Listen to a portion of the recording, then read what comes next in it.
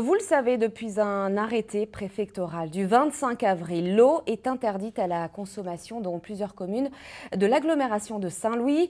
Plus de 12 000 habitants sont concernés. Une unité mobile de traitement pourrait améliorer la situation.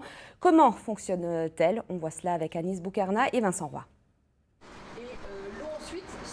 Dernière vérification pour ces unités mobiles de traitement. Donc là, on traite à peu près 48 mètres cubeurs sur le filtre.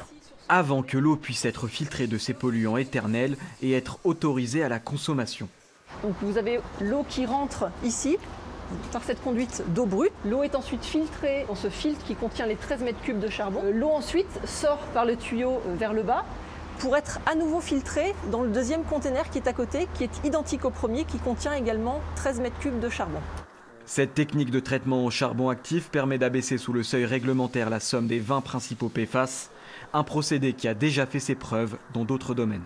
Depuis de nombreuses années, on traite sur des charbons actifs des pesticides, des métabolites de pesticides, c'est-à-dire des molécules issues de la dégradation des pesticides.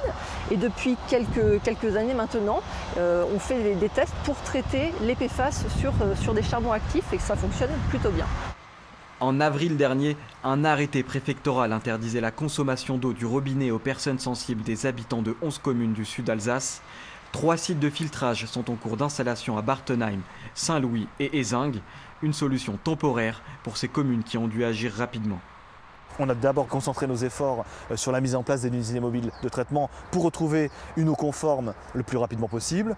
Et une fois qu'on a assuré l'essentiel sur ces unités mobiles de traitement, on est en train de travailler sur les unités en dur, c'est-à-dire plus pérennes, plus robustes, plus fiables, encore plus fiables que celles-ci.